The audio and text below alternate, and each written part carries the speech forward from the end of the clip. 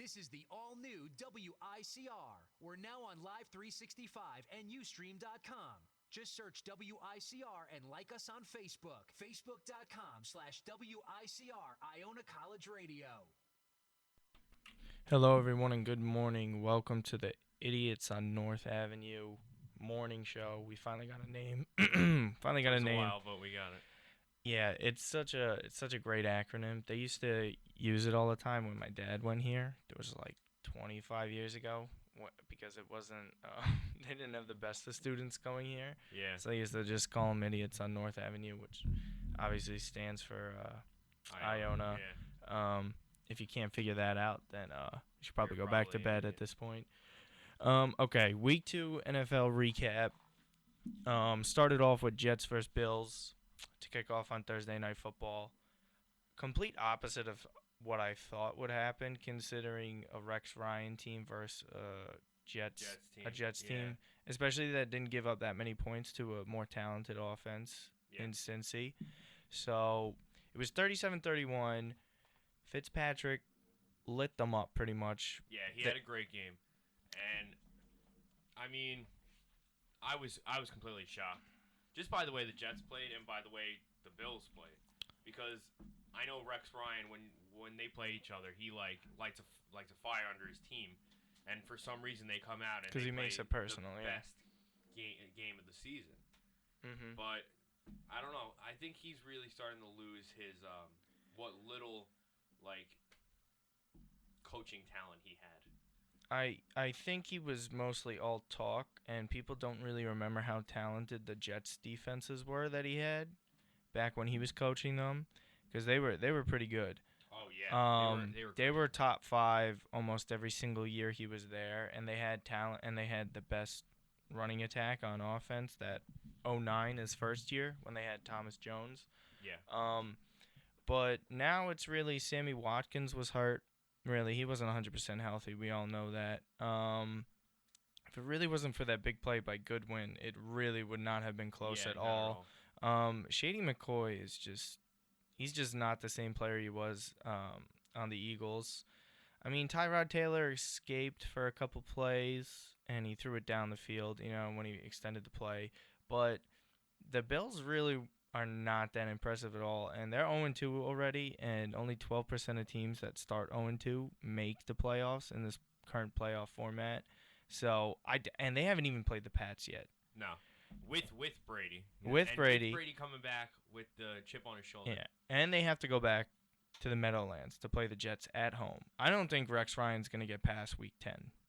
I think he's gonna get fired. I think he's gonna get fired before then. They fired their offensive coordinator after they put up 31 points. See, the reason they did, well, I don't know why they did that, but the reason that Rob Ryan wasn't fired also, which he should have been, that guy should not have a job anyway. He couldn't coach in the arena football. And it's also Rex too that controls the defense. They kind of try and model it after their dad's defense, and but it doesn't work. No, it doesn't work because it's also a talent thing, and they're missing guys on defense too, with Marcel Darius being suspended, Reggie Ragland, their first round pick, hurt. It's just really a mess, to be honest with you, and they're just not that talented all around. They're just and they're just not a disciplined football team under Rex Ryan. So I mean, that's that for the most part. The Jets played better compared to executing in the red zone after the first week. Their wide receivers stepped up bigger.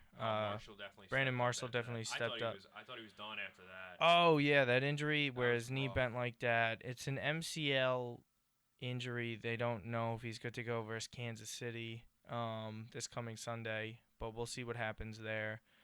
But yeah, for the most part, that was a good showing by the Jets offense. Darrelle Revis still looks a little shaky in the secondary, but Calvin Pryor and Marcus Gilchrist are not doing anyone favors as the safeties. They're really not good. I mean, they kind of make up for each other where the other one lacks. Where Pryor cannot play coverage defense, all he can do is hit. No, he can't. Yeah, he's but more then of a Gilchrist can play coverage defense, but not well enough where it can make up for what Revis is lacking and what Gilchrist. But that just goes to show how great Rivas actually was a couple years ago when he was shutting down Calvin Johnson and any other top wide receiver in the game during that first year when Rex was there too. But it just goes to show he's lost how much he's lost his speed, especially coming off an ACL injury a couple years ago also. That's going to eventually catch up to him and slow him down. So I mean, you're surprised, but you're not that surprised at the same time. You're just surprised it's against, I don't know. I mean, you're so used to him shutting down the best receivers in the game and then getting burned by Goodwin. Even though he's extremely fast, I think they clocked him in at 22 miles an hour, which is the fastest in the league for any recorded player during a play where they ran. But still, it's just weird to see Rivas getting beat because of. It's always weird to see a legend getting beat like that, like Peyton Manning towards the end of last year. It's really strange to just see him throwing ducks like that, and well, his legs are shot too at the same time. He just really it's weird to see no matter who it is, a legend. It's like watching Superman become human, like yeah, it really is. I don't know if I can recall something being as sad watching a legend just not have it anymore. Maybe A-Rod, but that's a little different because he was on steroids, so your body really breaks down easier over the years. But I can't really think of a guy. Maybe I'm not gonna put David Wright in that category because he's not legendary like that. But in terms of how good he used to be to what he is in his current state is pretty sad to see. All right, so moving on to the other team that plays in the Meadowlands, the Giants and the Saints.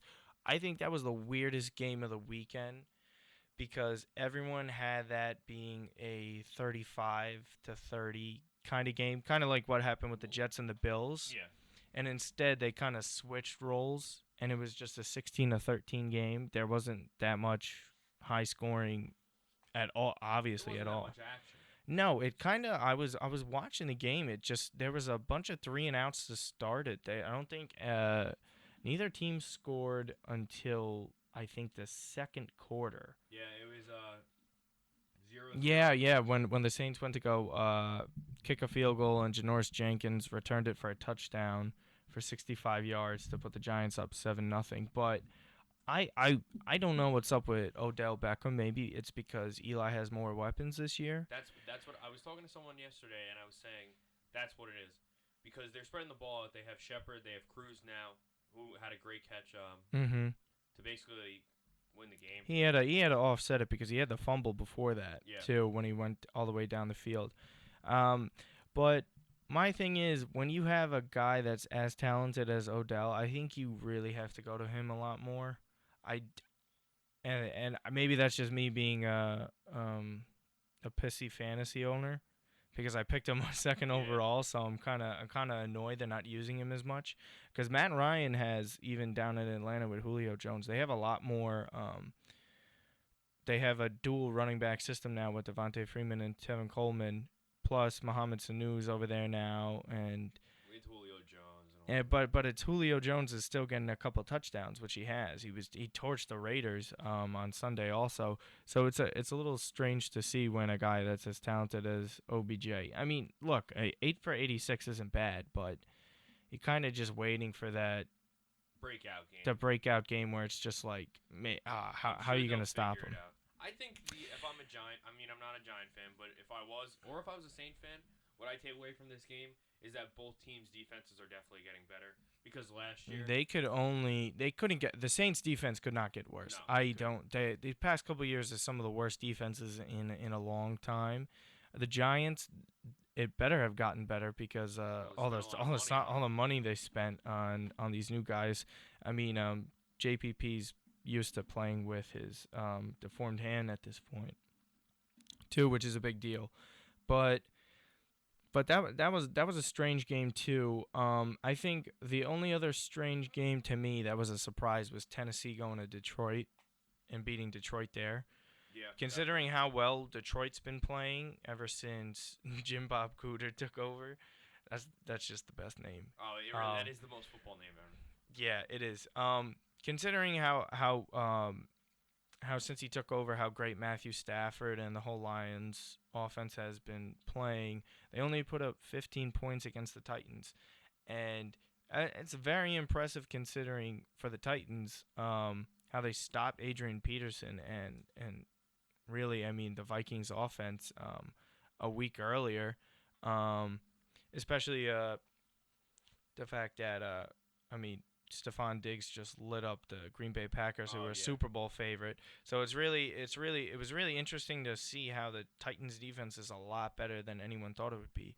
But the offense, you kind of expected going in that they didn't really have a great wide receiving corps No, it'll in the grow, first though. place. I mean, it'll grow, but I mean, they have Mariota, Derrick Henry, and DeMarco Murray, but at the same time, it's a little underwhelming, I think, the offense, considering the kind of talent they have there. I thought they would be running the ball a lot better, but I just haven't seen it.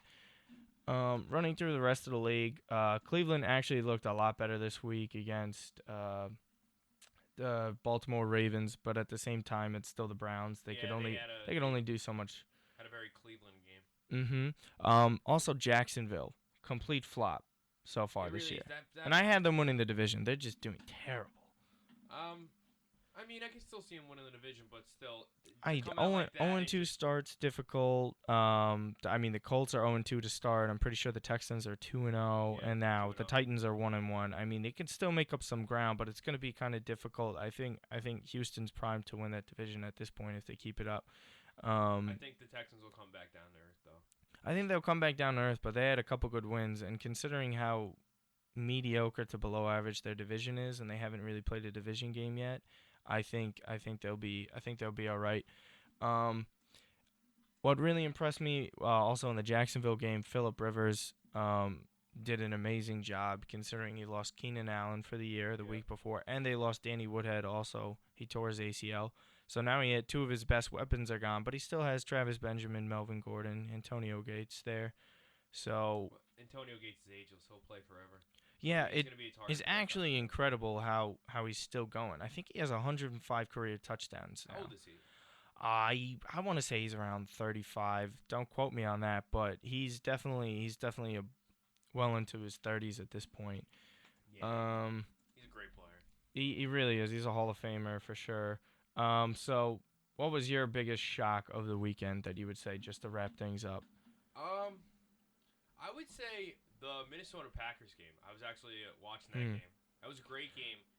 I was just shocked how Sam Bradford came in and played that well. one how great he played. Mm-hmm. Some of the throws he were making, like the windows he was able to hit wide receivers with, was crazy, and how bad Green Bay was playing. Aaron Rodgers was playing. Everything looked so rushed, even though that's the But way I feel like- Eddie Lacy too. These first two games, I thought he was supposed to be one of the best players, best running backs in the league again this year, considering he did his P90X workout and Yeah, he needs and to drop supposedly more. lost all this weight, but yet he's not even doing anything so far. So he's been kind of a flop too. Aaron Rodgers hasn't been that hot lately. I mean, Jordy Nelson's helping him out, but for a Super Bowl favorite, they don't look too hot coming into the start of the season. They were in a tight game with the Jaguars, and then now they lose this divisional game to the Vikings.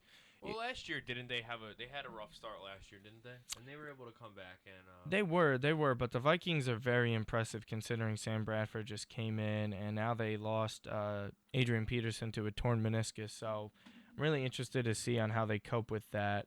see that Denver, new stadium. that stadium looked great. Yeah, To be honest, that I was really like beautiful. that.